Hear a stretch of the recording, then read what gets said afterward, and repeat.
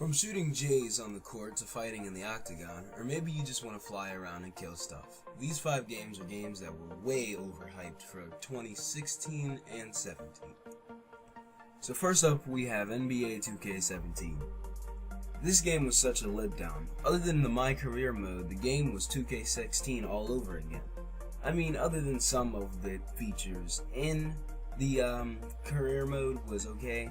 I like the fact of you actually have to set up, when you get new messages, you have to set up, appointments and stuff, and if your guy's busy, then, you can't do certain things with other people.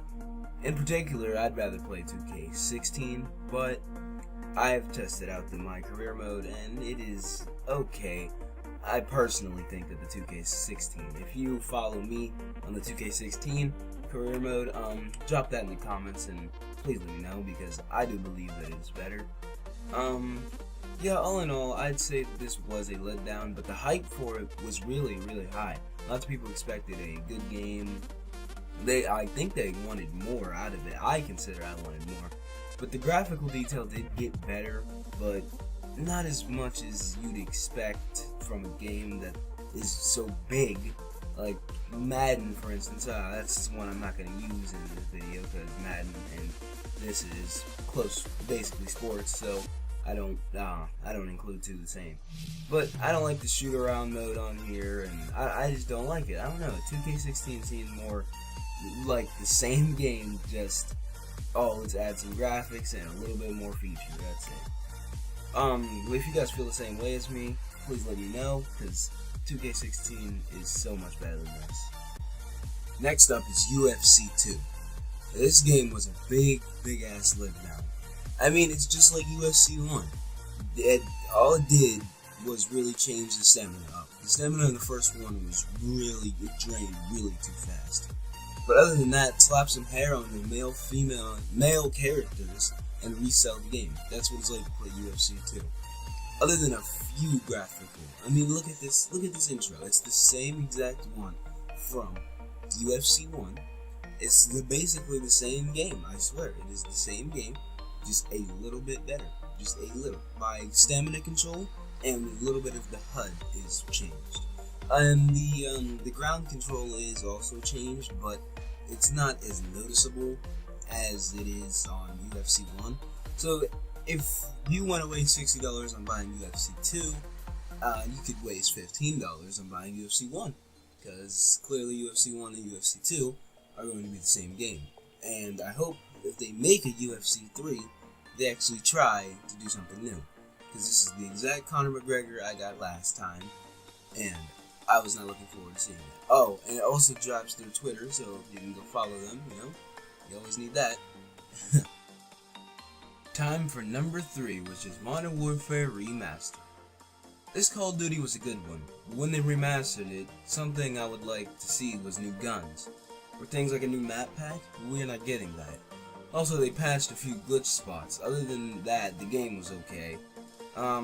It could have been 10 times better, but the graphics were a 10 times improvement. I loved it. I love this campaign. This campaign was one of the best. Always will be. I wish that they should add a lot more things other than the depot. The depot was okay. I mean, it was a good idea, because today that's what it's all about, I guess. Crates and stuff. But I just kind of wanted more out of this. And the old school mode, don't make it a weekend warfare, and where you have to wait every weekend to play like hardcore old school and stuff like that. Like, yeah, we want new things, but don't force us to play them within a limited amount of time. I don't like that. It's awful. But other than that, the graphical detail and everything else in this game was great. Yeah, this scene right here was one of my personal favorite from past time, but now that they remastered it, it's even better. I love that scene where they are in a nuclear explosion, and now that it's remastered, it's even better. And I'm hoping that they remaster a lot more games in Call of Duty, because I'm not looking forward to new ones. I'm looking forward to old new ones. I'm pretty sure a lot of people would agree with me on that one, because right now we're having a war between going to old and then going to new. So really, it's kind of hard to decide on what type of game to make right now. So I just want one of the old ones. down to number 2, we have Saints Row 4 Re-Elected. Now this game is okayly great. I personally was a fan of back when Saints Row was realistic. Saints Row 1 and 2 were the best. But, you know, it's a kind of funny and good idea, but the only thing is, Saints Row 4 itself, before the remaster, I really didn't like the concept of having the same exact map as before. The map was just the same thing as 3, and I didn't like 3, and why would I like 4 if I didn't like 3, and it's the same map. So anyways, like, and the storyline was okay. I wasn't really a big fan of having aliens come in and all that crap, but, you know, whatever. But this game wasn't as good as I wanted it to be. It could have been so much better, but I don't know, with the remaster. So, how about the remaster? It's not even that great with graphical detail, and they added some pixel things, whatever, and the damn trailers talking about kicking people in the balls, and I don't know, and it has all the DLCs, and the DLCs they released weren't even finished DLCs. They were like these dumb little DLCs. They weren't even fun. They were just like 3 seconds of boredom, and you just go through like little dumb bits of things. It's awful. So, yeah, I don't know. I'm not really a big fan of Saints Row 4. But I played it, bought it for this video purpose. I don't recommend testing out the remaster. If you have a PS3, go get the non-remaster, or just go get this one right here, Saints Row 3. And you can play it, and you will not have fun, because it's not fun. You can run around naked, and that's about it. That's about the only thing that's about funny and fun in that game. Last but not least, we do have number 1, Grand Theft Auto 5 DLCs. Grand Theft Auto 5 is a great game, one of the best GTAs I've ever played, and will ever be for a while. This game is definitely full of a lot of content, a lot of enjoyable moments, a lot of YouTubers famous off of this, and it's really enjoyable to play, really fun. Only problem is, the DLCs they release are so not fun. Everybody was hyped for online, and they all got online, okay? So, then they start getting money, okay? Then they realize, wow, some of these cars are expensive, I'll get there. But now they're releasing cars and things that are way over expensive.